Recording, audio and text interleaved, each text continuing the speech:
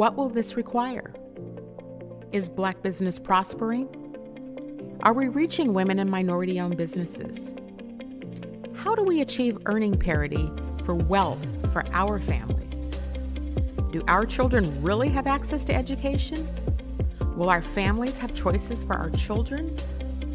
Prison pipelines, mass incarceration, tearing our families apart. A healthcare system not accessible to the masses. The disproportionate termination of Black women from corporate America. When will we actually begin to address what's really at play? How do Black people gain more power to help make these changes? This requires a lot of political will and courage. I'm that provocateur of change. I am Cindi Bright. Welcome to HeartBeat. Good evening, everyone. Welcome to HeartBeat. I'm your host, Cindi Bright. Thank you for joining me tonight, and thank you for those of you who are reaching out, thanking me for these topics that we've been covering as of late.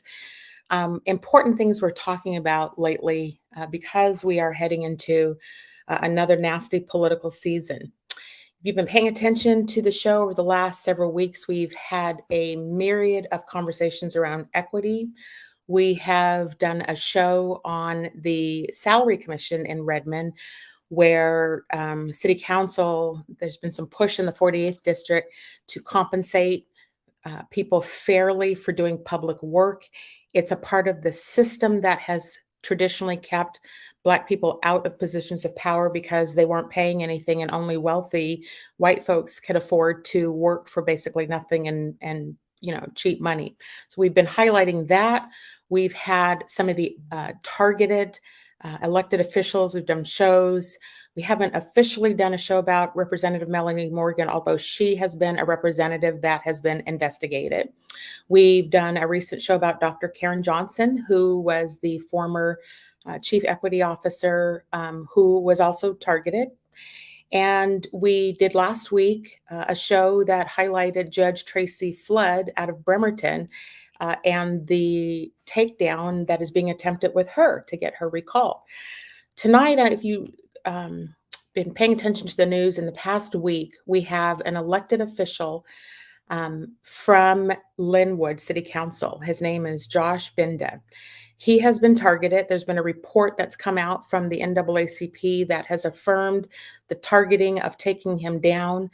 I want to introduce him into HeartBeat this evening so that we can hear from him to our communities about what's been going on with him. So let's welcome in Josh Binda to HeartBeat here on Converge Media. Josh, welcome to HeartBeat this evening. Hi, Cindi. Thank you so much for allowing me to come on here today and be a part of this. I really appreciate you giving me the chance to come and talk about this, because it's definitely been a topic of discussion in a lot of places. So I'm glad that I get to come on here and talk more about this and everything going on that has been going on in Lynnwood. Well, you're the first Gen Zer, right? So you're a young person, and it's rare that we get young people stepping into politics. So it's important that we pay attention and listen to the things that you have to say and what your experiences are. It's also important for us to hear your perspective about what's going on in Lynnwood. So let me just let you start talking about what is happening there before we go deeper into it. Give us your perspective about what's been happening. Well, yeah, just to briefly introduce myself for those who don't or haven't met me yet. Yes, my name's Josh Binda. I'm 23 now. I'm a 23-year-old elected official in Lynnwood, Washington. I actually got elected back in 2021 at the age of 21. And through that, I became the youngest African-American in state history to ever get elected. I'm currently one of the youngest politicians in the nation. So it was truly an incredible race I was able to run to get me in my position. And it took a lot of people by surprise, as you can see. But I was able to get elected. In the last 2 years, I've been able to do a lot of amazing things for my constituents and my community. I've been able to go and speak to thousands of students I had a Love Conquers All Tours, what it was called, where I spoke to thousands of students all over Snohomish County, I think about 20,000 plus, all different high schools and middle schools, and encourage them and inspire them to lead with love and how to be leaders in society today, and how they're not too young to step up in these positions. I've been able to pass legislation as far as getting $25,000 in scholarships for our youth and our seniors for our recreation center, and up to $2 million in funding for our parks and recreation boards to help keep that maintenance going up. And I was able to lead the charge in a couple of things like that as well. So all that to say that the last 2 years have definitely been, with all the great things I've been able to do, the awards. I was also last year's Fortune 5 Business 30 under 30 top young entrepreneurs in our state last year. So like I said, with all that being to say, with all those things I've been able to do, it's been a challenge. Since day one I've gone in there, there's definitely been a lot of pushback. I would say majority of it comes from a lot of the council members are obviously a lot older than me, a lot of them predominantly white. And they see the world differently than I do, which is, is expected. But I wasn't expecting to meet the hostility that I was able to meet, and just coming into the work environment, it has never been, it's always been an uphill battle. And most of the council members, there's a couple of my council members that are 3 times my age. Some of them are twice my age. I actually went to high school with one of my council members' daughters. That's where we differentiate in age demographic. So that being said, as I got in there, I was thinking, regardless of all this, I got elected. I'm just gonna push this behind me and just move forward and do things for my community and try my best to serve in the best way possible. And just as I've tried to do things and get things done, for some reason, there's always been some sort of pushback towards me, and I was trying to figure out what that was. And there's always been, I feel like I always had to watch my back with every single thing I do. When I went in there wasn't a single person to sit me down and say, hey, this is the rules, the regulations, what you want to follow. No, there was no proper training or anything of that sort. There was nothing to make me feel like I was walking to an environment where I truly was meant to succeed in that way. I was throwing a couple of binders and say, hey, these are our policies, this is our budget, this is our biennial budget, this is what we plan on doing, the 5-year city plan, and read through that and just go. And so I was like, okay. So no mentorship really going in there, none of that sorts. So it was a struggle from the very beginning. I would say the first year was definitely a huge learning curve for me, and I was walking in there already with people targeting me, and I would say it really started after I won the primary election. That's what started it. I don't think people expected me to actually win the primary election, nonetheless win as big as I did. And so once I did, I started getting PDC complaints filed against me, things done against me from the likes of people like Glenn Morgan. I know, Cindi, you know Glenn Morgan. I know you guys have heard of that name, Glenn Morgan. It's a guy that is a Republican dude that basically targets Black candidates and Democratic candidates and tries to get PDC filing complaints against them, the Public Disclosure Commission, for those who don't know what that is. And so immediately off the bat, once I won that primary election, he started filing complaints against me. And the Lynnwood Times owner himself started getting on me. He himself, his name is Mario Lotmore. He ran for Senate as a Republican, lost, and now he runs the local paper in my city called the Lynnwood Times. And so it was, once I won that primary election, it's like they unleashed the dogs on me, and they started try to find ways they can tear down my campaign and do such and such, and trying to reach into my my finances or everything I was doing. It was like they was like, okay, we got to take this kid serious. He might actually win this thing. And so it really started at the very beginning of my primary election. Once the general election, once the general election ballots were going to come out, Mario Lotmore, the Lynnwood Times owner himself, requested to see my books and all my funding, all my political stuff, like everything that had to do with my campaign expenditures and all of that. Decided he's going to see my books, and which I was able to happily provide. Me and my consultant at the time, Rial, sat down with him, provided those things, and we were 1 hour late to the meeting because I had work and other stuff like that. And he actually filed a PDC complaint against me for being an hour late, as well. And he went through my entire campaign expenditures. We explained everything, anything that might have been mishapped and all of that. Because I had been hearing that these people have been watching my campaigns, and I want to put this in instance. I was running a very grassroots campaign. I didn't know anything about the PDC, what's campaign related, what's not campaign related, and any of that sorts. And so once I was hearing that these people were trying to file PDC complaints against me, I sat down with my consultant, I sat down with people, and we went through my expenditures and tried to figure out, is there anything that could be deemed non-campaign related or such and such or any of that sorts. And so once we went over a list and we found a couple of things that we thought, okay, maybe this might not be considered campaign related. Myself, I personally reimbursed my campaign for anything that might have been not considered campaign related at the time. This was like 7 weeks prior to any PEC complaints being filed against me, any of that sorts. But because he still was going, the Lynnwood Times owner himself had this targeted effort towards me.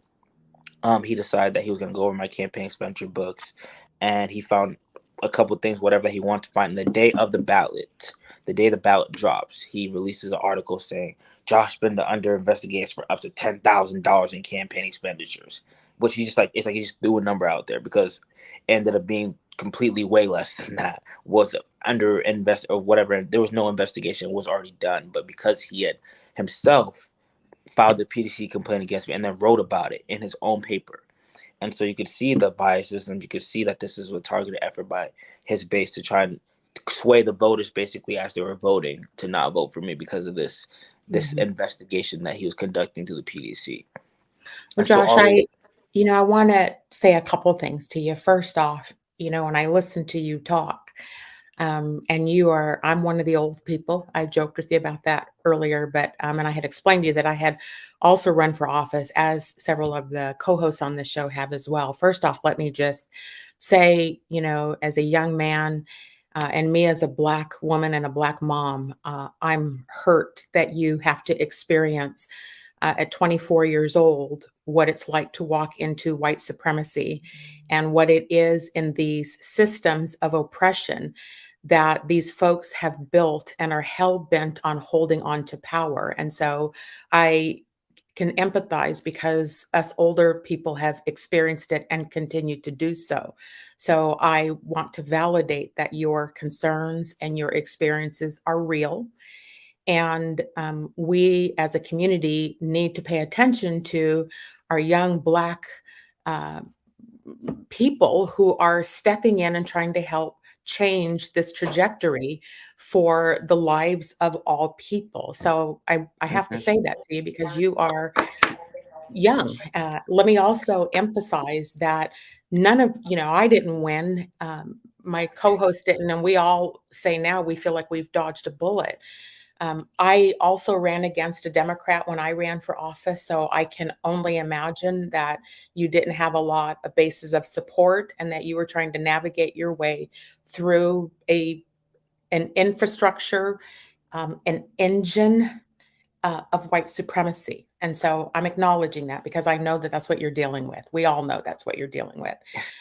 You also, you take some stances on some different issues, voting as the only person voting one way. And I know that there's an issue around the police budgets. Let me first say, before I ask you about that, your city council president, Shannon Sessions, when I read the NAACP report, I believe she's the person that was named as the person creating the hostile work environment. We as Black women call those gatekeepers and Karens. But she is also a former police officer. Am I correct on that? Yes. So my council president, who is a big part of this NAACP investigation that through emails and interviews was found to have been collaborating and targeting me to try and basically already set up a process for me to fail as I was walking into office, and weaponize the ethics board against me. And so she was a former, I think, police sergeant herself, or she was in some sort of Air Force or something like that. Now she runs her own nonprofit that partners up with the police. It's called Support 7, and it's called Support 7, and she basically helps people with mental health crisis and stuff like that. So she is very focused on police work, and it's partnered up with the police. And is she the only one being paid from that nonprofit? Does anybody else draw salaries, or is she the only one? From my knowledge, she's the only one being paid from that nonprofit. So you're being criticized about PDC violations while she set up a nonprofit to draw a salary as the Mm-hmm. leader of a city council that's supposed to be bipartisan. Got it. Mm-hmm. Keep going. And she's also brought up multiple times on the council dais about support 7 and publicly advertising that, which technically is using your position for for gain, for personal.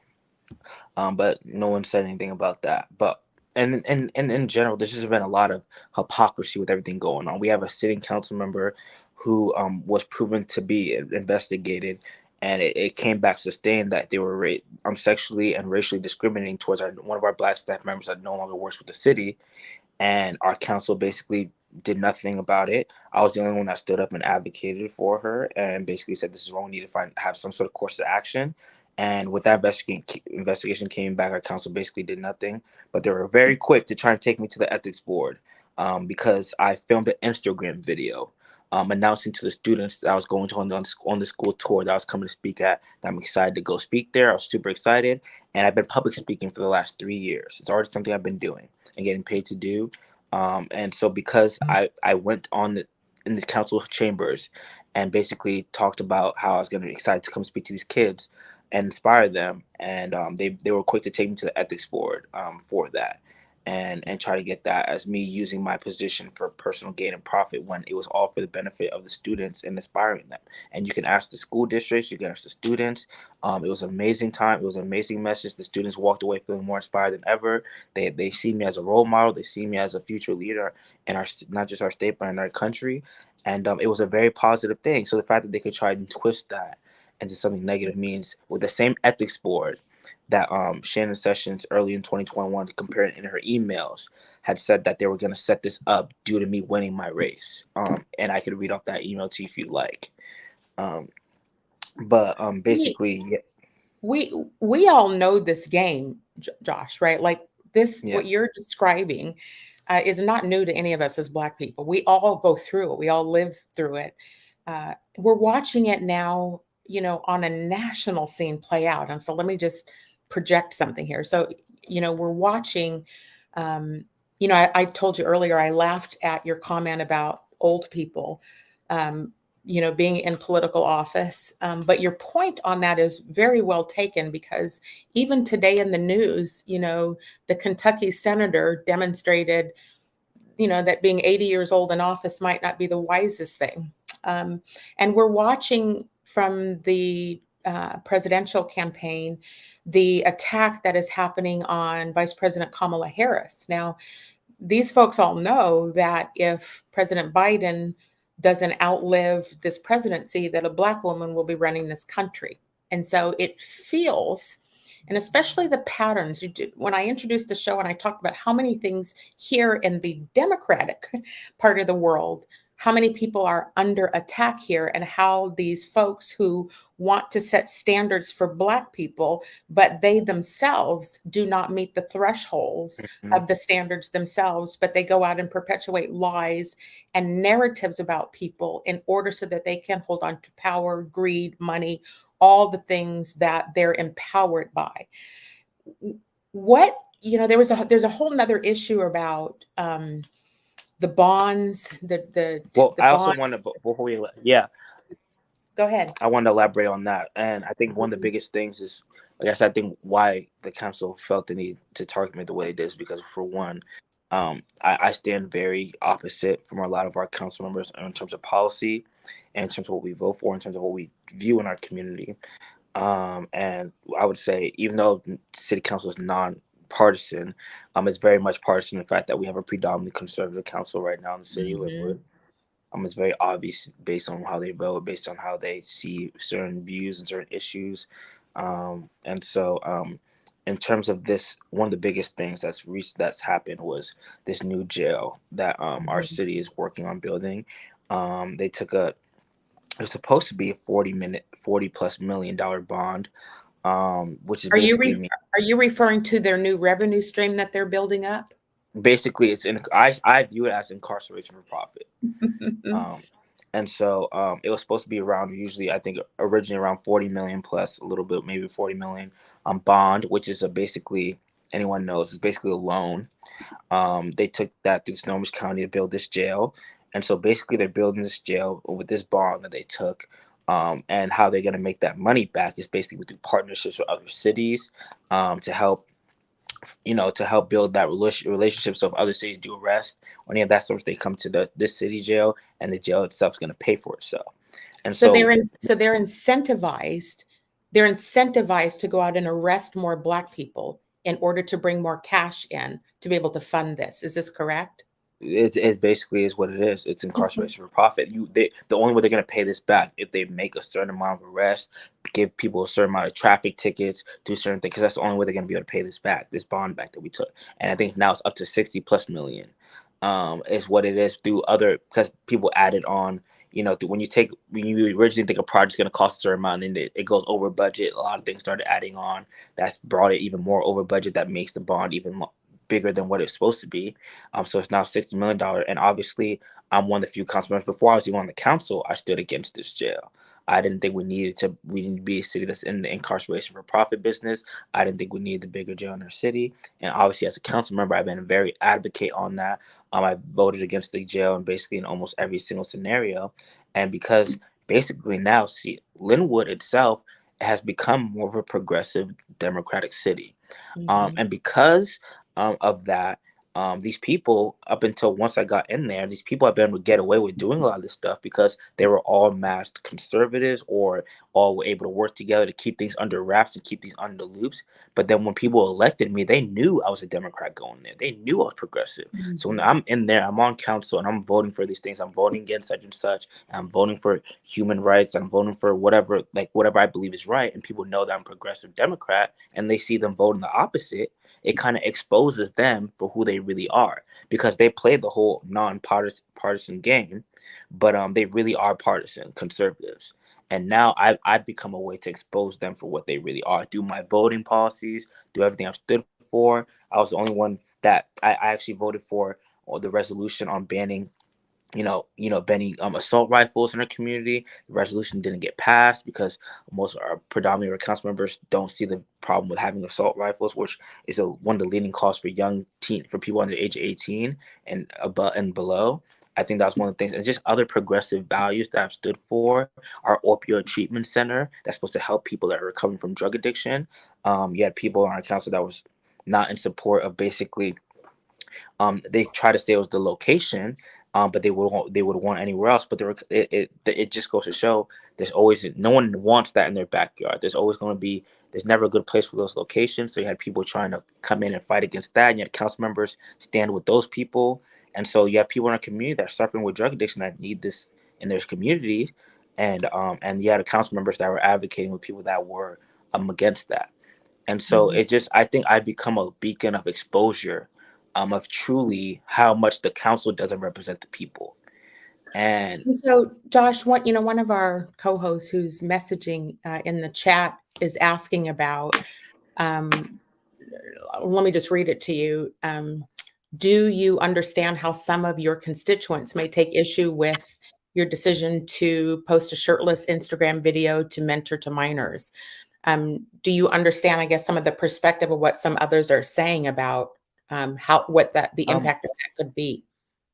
I understand. I can understand the other side of why people might feel it to be a certain way. I think for me, I think my generation below, we're like, a shirtless photo on Instagram is not that big a deal. But I can understand and sympathize with the other side, how people can feel like it could be offensive, or it could be a certain thing. Different generations view stuff like that differently. And I just want to let people know my intention in that was completely harmless, was not meant to be anything towards any of that sorts. And so I think that it's one of those things that, I can understand the other perspective, and for those that might have felt a certain type of way, I can sympathize, I understand, and reassure them that my stance on that, and what I was trying to do, had nothing to do with that.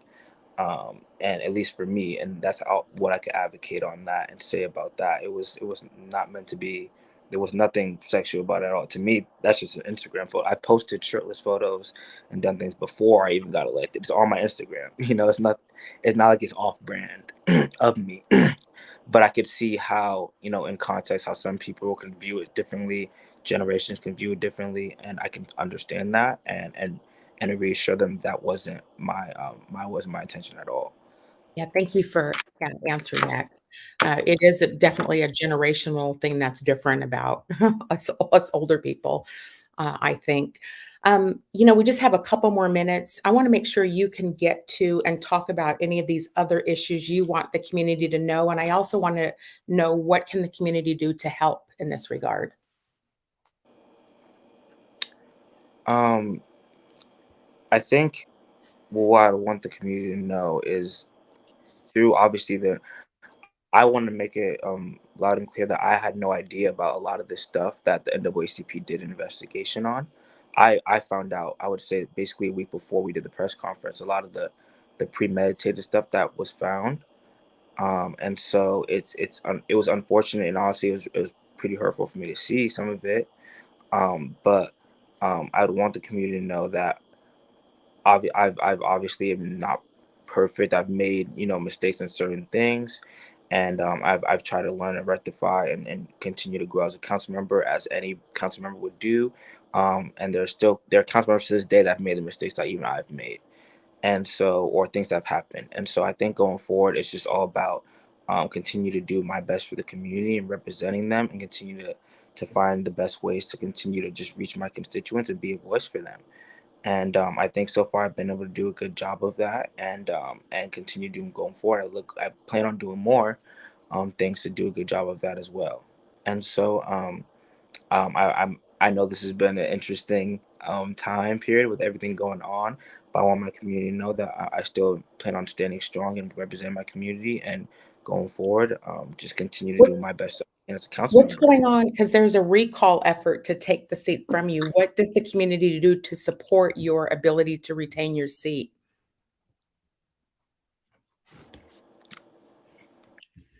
What'd you say? I'm sorry, I think you I didn't froze hear up you. a little bit.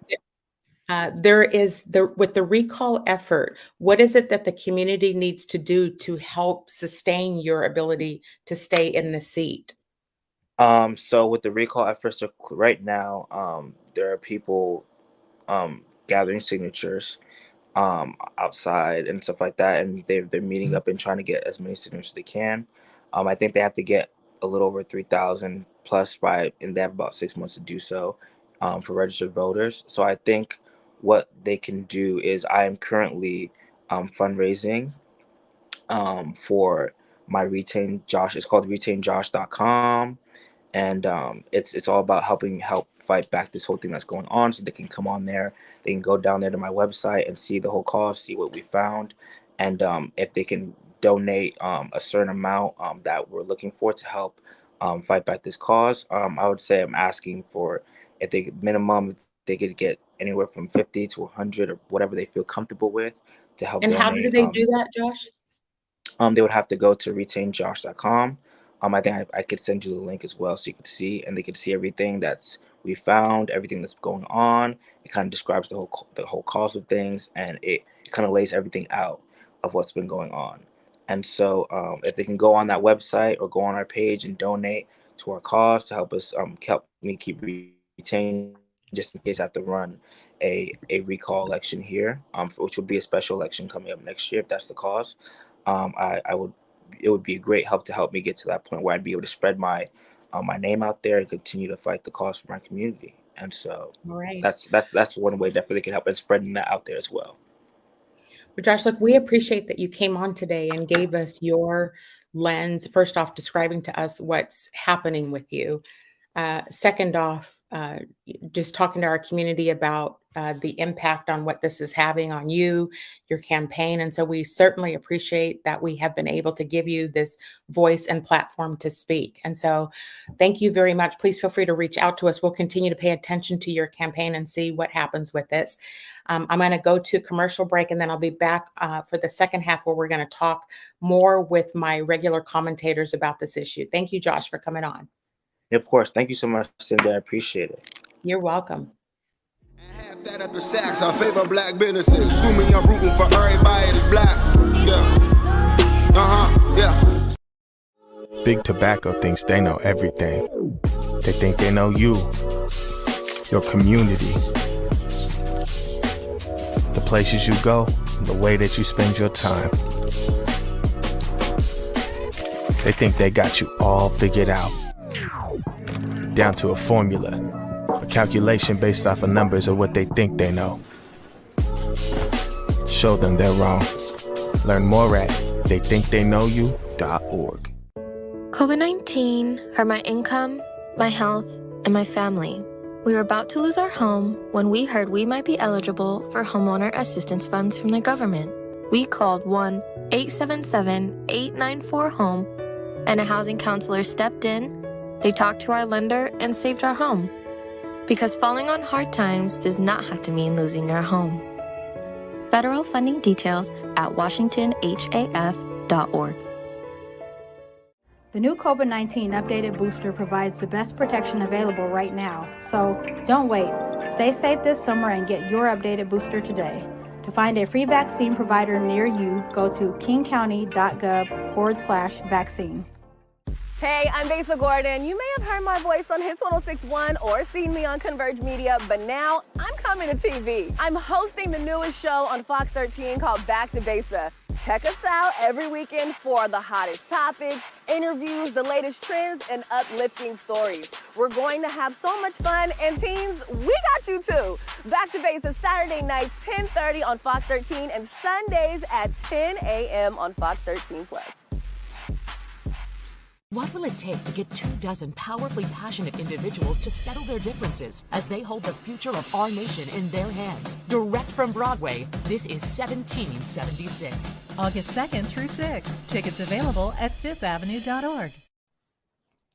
Welcome back to HeartBeat. I am your host, Cindi Bright. We were just having a discussion with Lynnwood City Council person Josh Binda, talking to us about the targeting of him personally, the report that the investigation that the NAACP did and found that he was being targeted.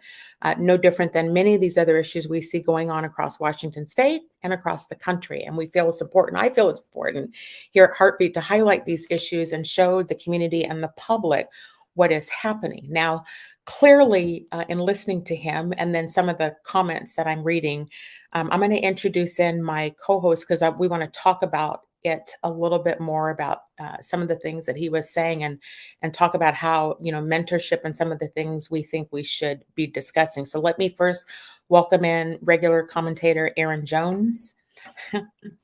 Hi, Erin. Hey. Let's welcome in Joy Stanford. Hey, Joy. And let's welcome in a new host who's been on now her second time here, Michelle Dotson. Let's bring her in. Hey, Michelle. Hello. Let's talk about what you guys heard listening to Josh talk. What are your thoughts about some of the things that he was saying? Erin, what do you think? Yeah, I'm going to jump in right away because I did training for his city council because there was an accusation of racism in some sort of committee meeting, and somebody knew me and asked if I'd come do training. And the day that I came and did training, he had just been accused of some things and didn't come to the meeting. And it was really interesting, even as I introduced myself, listening to the other city council people introduce themselves. It was very clear. They all went out of their way to say, we are Jesus first, family first, like all the not even dogmas. Like it was very clearly like, we want you to know, you who are about to do DEI training with us, we want you to know where we stand. That was really clear up front. And so I have been able to watch what's happening with Josh from a distance, but also kind of up close. I have a friend who lives in Lynnwood, and she has been advocating for him for a long time, a white woman. I think the thing that strikes me as somebody who's been in Lynnwood and has done work with his city council, but also as the mom of 3 kids who are his age. My kids are 26, 27, 28 years old. They're Black. It was really obvious to me listening to him. Number one, he gave back the money before he needed to. So before all the stuff blew up in the news, I think that's such a great sign. He gave the money back right away. As soon as he knew that, maybe this money wasn't used appropriately, he paid it back. And I just want to lift that up. I think that takes a lot of courage and a lot of integrity. The whole shirtless thing, I remember when that happened, because the day it happened, my friend from Lynnwood messaged me and I said, oh gosh, that may be a generational thing, but that's just really poor judgment, especially when you're in a leadership role. And I would argue that President Trump did some really awful stuff and he doesn't get held to the same standard that Josh does. And so I think about Marjorie Taylor Greene flashing pictures of Joe Biden's son naked in front of Congress last week, and she doesn't get held to the same standard. So even though for me, like if my children had shirtless photos of themselves, I would say, especially in leadership roles, don't do that, pull it down. I also want to offer that white people don't have it's not the same standard for them. And that's why when I mentor young Black people, I say we got to have, the standard is higher for us. And it's unfortunate, it's unfair, but it just is. It is what it is. Yeah, Joy, I hear you. What were you thinking too? I was thinking the same thing. I'm a mom too. And I would have immediately said, you got to take that down. That's not appropriate. You got to take that down. And it's a moment of learning for him. But we all know as Black women, we have to come with receipts. We have to be 500 times better than anyone else around us. And you said it, Cindi, when you were talking to him, and I don't know if Erin experienced this, but as former candidates, I was like taken aback when the PDC sent me the email and said, you need to call us because there's a complaint against you. And it comes out of nowhere. You're not quite sure what to do because you're like, wait a minute, I've done everything, every step. I've got a treasurer, I've got a consultant. And sometimes I'm going to say consultants don't even know all the rules that your treasurer knows. So let me interject. I want to interject something because I do want to hear from Michelle too, but I want to emphasize something before we go to the PDC. What I want to emphasize is that the lack of training and lack of mentorship is evident at all levels of politics. And so when you look at, like reading the report, when Representative Melanie Morgan was targeted, right? Like reading, there's no training for anybody to understand, and generationally it's different. And I laughed with him before the show because his definition of old were 50 and 60-year-olds. And that would be me. That would be me. But it's just, a view of the world, right? And I didn't think I was still young until I hit 50. I was like, I refuse. But there are generational things. There is a lack of any level of onboarding and sophistication or anything that is taught to you. Don't come from, school. Let me speak. Representative Morgan come from here to representing a district in the state house. If you're not been in leadership positions, how do you know certain things? Michelle, go ahead. You do not know it. Go ahead, Michelle. And I've never run for office. So let me put that imprimatur on my comment. What I think is important is, having followed this to some degree, is coming from a mother perspective, is just to hear a little humility. Like, okay, you stepped into a leadership position and you're going to mentor minors. And no matter what, these are minors that are, as you admitted, are looking up to you. So what would you want to see? Be the person you want to see. And the comments that I followed the comments that he made afterwards, and they were all about how other people are sexualizing things. Well, I saw the Instagram. And it's a little sexy. It's a little spicy.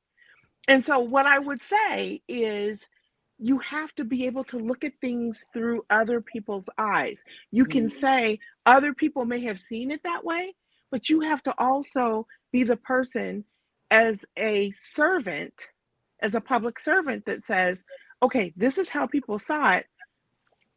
Sorry, people saw it that way. Let me take ownership for that and walk a little differently, since these are the people that I'm serving, right? And these are their minor children that they're bear cubbing. Okay, that these are their bear cubs and they're minors. And so you have to be respectful of that as well. That's what I'm saying. Yeah. Having sat in enough school district board meetings. I find watching the bears. I find that topic of Gen Z to be so interesting, because there's so many ways you could talk about that. It's so different. I mean, I'm dealing with it in my own family, my extended family, of what I would call a mindset that just blows my mind. But again, there's all these generational things that are different. And so, yes, can we change a whole generation? And or to Erin's point, that's not the standards that, white candidates are. I mean, that's right. Right. But let's use that. Let's move it out. He's now talking to a school and a group of kids. He's now moved them off to the side. They're asking him a question. I want to talk to you about how I handle this. And somebody says, he touched me on my back. And there's that Instagram picture. See, that's what you have to move forward to. You have to look forward to that. But that's you understand what I'm saying?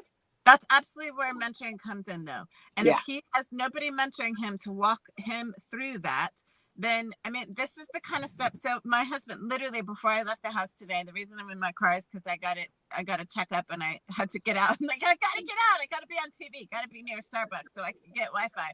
But my husband is a head football coach. And there's a former assistant coach that now coaches at our rival school. And he is posting some stuff on Twitter.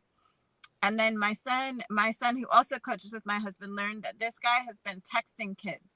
So you don't text kids in high school. Like, even boy to man to boy, you don't text. They have a whole, like, it's called Remind, and it's a special text system that now school districts can track all of the messages that go. This guy is actually texting with his actual cell phone.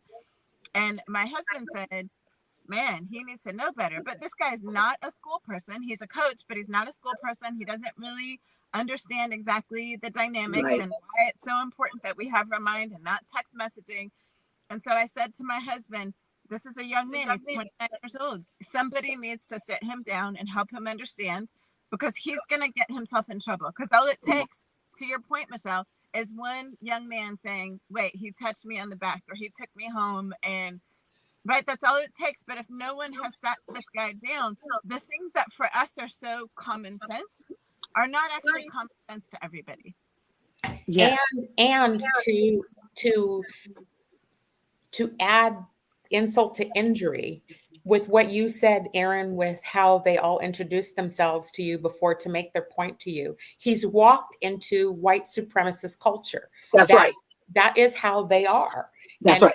And they hold Black. They don't want the proper Black people in their system, let alone the progressive Black people in the system, right? They want to, and their standard, the double standards that city council president, they create infrastructures to pay themselves to make sure that they're the only people that see money. But as soon as he's a kid, might not like me calling him that, but he's a kid. And so without proper ecosystems of support to mentor and coach and develop young people in these entering into arguably one of the most gross supremacist systems exists is politics. Right. And it happens at the Olympia as well. I mean, we have brand new Black legislators coming in, and then what happens? Two of them are like, we're out. Freshman year, I am done. So you had the Jesse Johnson tap out. You had Kristen Telly Harris tap out.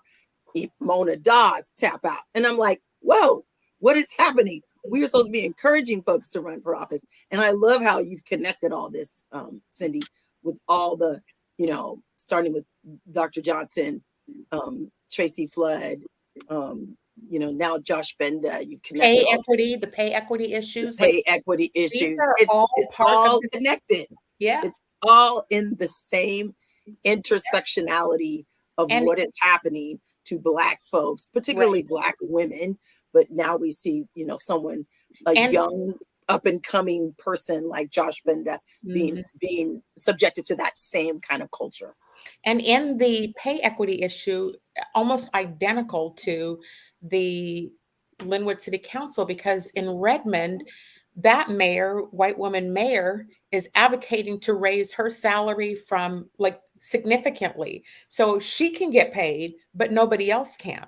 And so that issue is supposed to be a part-time job, isn't it? I don't know. She's a full-time mayor, but the point is more that they only see themselves as deserving of money and pay and access and power, and the rest of us can just serve them. I mean, that's just the mentality.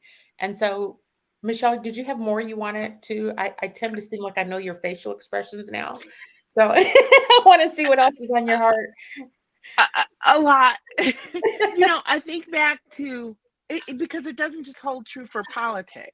It's also for business. That's right. And, but at the time that I came up, and we have to think about where we are. We are in a place, we're not in a Mecca city. And I always remind people of that. We're not in a Mecca city. We're not in Atlanta, Dallas, LA, DC, Boston. Exactly. We're not in that type of city. So this is our culture. This is what our culture is going to be. And so I remind people that racism, white supremacy has always existed here. It has always existed here. It's just covert. It's not spoken. It's not. And so what I was told early on by one of my mentors, a gay man who was not out, he said, I can walk in a room and be whoever I want to be. I can walk in a room. He said, so you want to know who's advocating for you when you are not in the room, because you are always going to walk in a room as a Black woman. Remember that. I can choose to be a gay white man, or I can choose to be a white man. Right. Yeah, that is a powerful point. That's exactly right. Can I share? Okay. Can I share something too connected to that? I just did a TikTok video about this yesterday, and talked about how racism here is super subtle, because I've lived in Philly. I've lived in some other places and visited the Meccas, and I think the challenge that I'm living through right now, and I just did an interview with a PhD candidate, a Black woman who's doing her PhD on women in leadership and education, Black women in leadership and education. And one of the conversations we had is there's this odd navigation of, we know what people expect us to be and what people expect a professional Black woman to look like. And so there's a part of me that knows there's a certain way that I need to talk and be in spaces with, whether it's political people or school district people. And there's a way that I want to intentionally push back on what is, so part of like why I wear my hair this way and why I have nails like this and I got my big jewelry on and my glasses, part of that is my like physical way to push back every day on systems that say, you got to come this way, right? And so how do we, when I think about this conversation with Josh today, and I think about this young woman I just did the interview with, like, how do we push back against this racism and white supremacy and these narratives about what professional is and what's acceptable? How do we, like, what's the, right? It's this constant navigating and trying to figure out what is okay. Like, because I don't want to just make myself small and conform. And there's a certain place that I give away too much that people won't hear me either, right? And so it's this constant Push navigating. pull, push pull, push pull. Mhm. Yeah, I think I did that the first year I ran in 2018. I was like, I won't wear braids. I don't want to wear my earrings too big. I'm gonna have them very subtle, and I'm not gonna wear red lipstick. Let me tell you, by 2020, I was like, whoop, red lipstick. The world shut down, so who was supposed to see me? I was so mad. I was like, I'm coming out. You know, It is a conundrum because, you know, Michelle's not wrong that, particularly in organizations, right? In the business world, there is etiquette. And I'm not going to lie, I have had to tell this to many Black women about whether we like it or not. This is how we're being judged. That's right. Right? It's no different. Cindi, it's no different in education. Right. I'm just highlighting her point about it's not just politics, it's not just education, it's everywhere, right?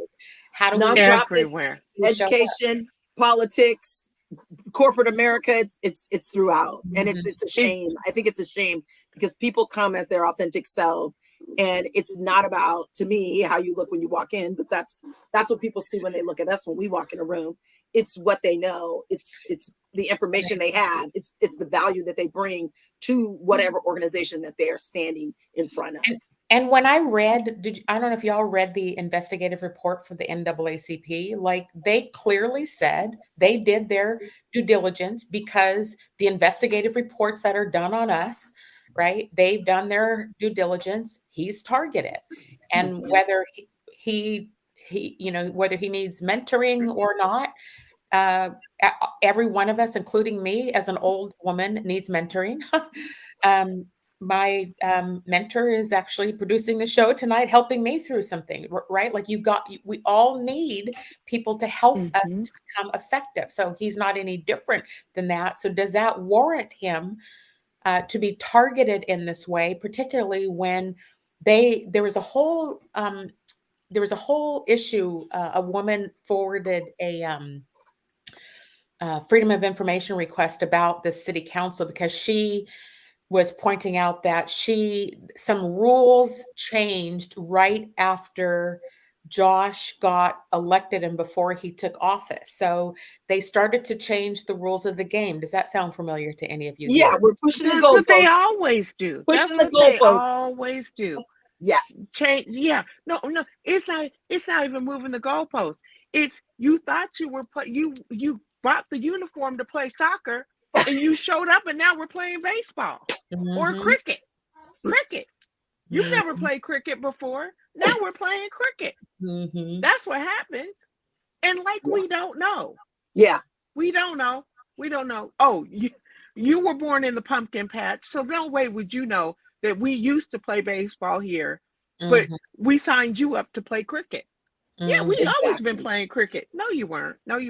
You weren't playing cricket before I came. We all are in our 50s, right? Everybody here is 60. All right.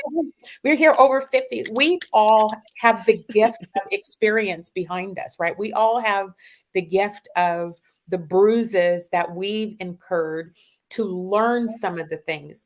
Why can't a young Black man be given the same opportunities to learn as well? Why does he have to be perfect the moment he walks into a seat or into an office? Why do we always want to take the, what we do wrong instead of focusing on what we do right and how to bring out the best in him?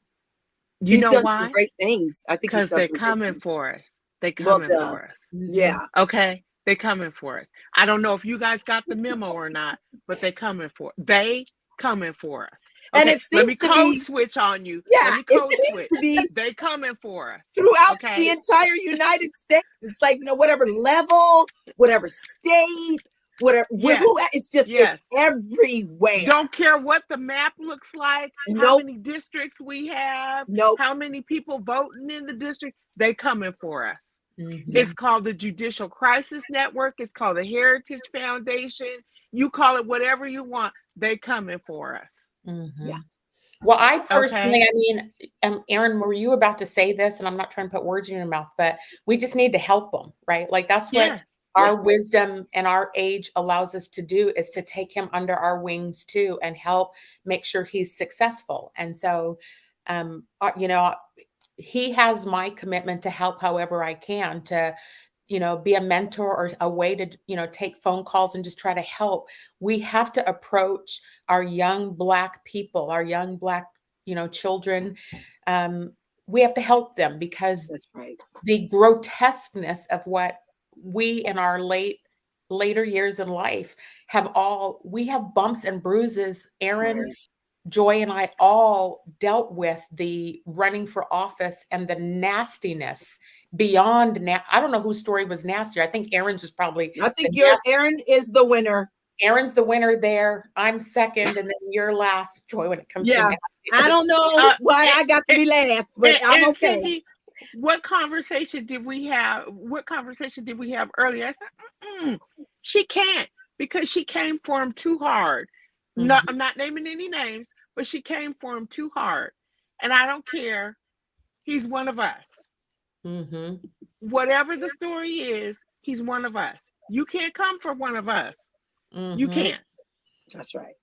And that's kind of so one of the things I also told this PhD student today is I see the same thing happen with women in superintendent roles, Black women who get into superintendent roles. If you've seen, I mean, there have only been 2 or 3 in our state, but most of them go down.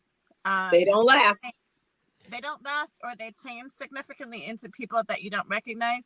And part of it, I was just telling her today, part of it is that we don't have support, and it's too hard to remain your true self when you're on your own, when you feel isolated. So what I would say to Josh, if you're still watching, but I would say to any other Black women in executive role, and I told this to my student today that I did the interview with, if I look back at my time at OSPI as an assistant superintendent and then as an administrator for 2 large school districts, the mistake that I made that I would go back and change is I would have a crew. I did not have a crew. I did not. I had a crew. You cannot be an island of one. You cannot be an island of one. When I ran for office, I had a crew, and that's what allowed me to get through it. But I did not. When I was the assistant state superintendent, it was on my own. And part of it was that the Black women in education power in Seattle thought I was a sellout. They didn't know who I was, because I'd worked in Tacoma. They didn't know who I was. So I was this lady with long, straight hair, light skinned, working for Randy Dorn. I was the only person of color on cabinet. And so they told the story about me without knowing who I was. In my second year at OSPI, when they got to be around me, they're like, oh, she really does care about our kids. Then they became my crew. But that first year, the Black folks were the worst people to me, because they didn't know who I was, and they told their own story about who I was. And so I didn't have a crew until later on, right? We all have been through this. Yes. So what I told my students today is, if I could go back and change anything, I would never show up in a leadership role at any point now without having a crew. That's a very powerful point, Erin. Very, very powerful. And I do want to echo that, because I too had huge support from the 48th district, right? They endorsed me. These were all white people who saw through what Josh is dealing with, right? And the resistance to how dare she to Cindi, how come she's not waiting her turn? Why doesn't she go, she's not qualified to do this. Right. And yet I can hold up the same chart that was held up to Supreme Court Justice Ketanji Brown, all these qualifications, but it doesn't matter, because what Michelle's point was about, I was coming to play basketball, and they changed the game to soccer while I was running in order to facilitate helping somebody else to get in. That's right. In our last couple of minutes, what words of wisdom do we want to leave our community about what we do next to support him, help him? Like he's definitely going to get outraised in money. So I think he gave us a website, elect Josh Binda. So he's going to need some money to hold on to his campaign. Erin, am I putting you on the spot to ask you, did you say that you would reach out to him and maybe try to offer some words of coaching to him, or should we do something collectively as women who see one of our young brothers trying to help? I mean, I think what we offer, and I don't have a lot of capacity for other stuff because I'm mentoring like way too many people right now. But what I would offer though is, I mean, we're the moms on here, and I would offer him, like, I would pick a time for us to get on a Zoom call and just offer. And if he chooses to take it, then he chooses to take it. Okay. Right. I mean, fair. because I am of the mind, I don't ever want to care more about something than someone else cares about it. Yeah. Right. And so I would offer that my time is really valuable. And so I think it's worth reaching out to him and finding a time when we can give him an hour as a crew of moms. And maybe there are some other men and women who'd be willing to join us for that hour. And I think even we invite other young candidates and people in office. So it's not just, because here's the deal, it's not just Josh that needs this support. Oh, yeah. That's other people, right? And so there's the Jamaica Scotts of the world in Tacoma who's just being, they're trying to bully her. It's like, we have a black man who's running for mayor right now in Olympia. There's a couple of young folks running out in Puyallup. We know it's very racist out there. So I think this is good. I think you should host something, actually. I think you should host something and we just do an hour long, like, we're just going to go into some Black folks. Okay. I got a hashtag for it. Okay. They coming for us. They coming for us. All right. This was a quick, I knew this would be, but look, the three of you, you guys are my sisters out here. We're all doing our piece parts in the world here, trying to make the world a better place. So thank you for joining today. Yes. They got the right ones and the wrong ones. That's all I got to say. Have a good week, you guys. And to our listeners who joined us tonight, our audience, and to Josh for joining us this evening, thank you for coming on this evening with us and talking about this. This is how we continue to build political power. This is how we continue to build each other up. This is how we continue to support and make sure, because we know #they coming for us. So have a good week, everybody. We'll see you next week. Same time. Half that up in sacks. I favor black businesses. Assuming I'm rooting for everybody that's black. Yeah. Yeah.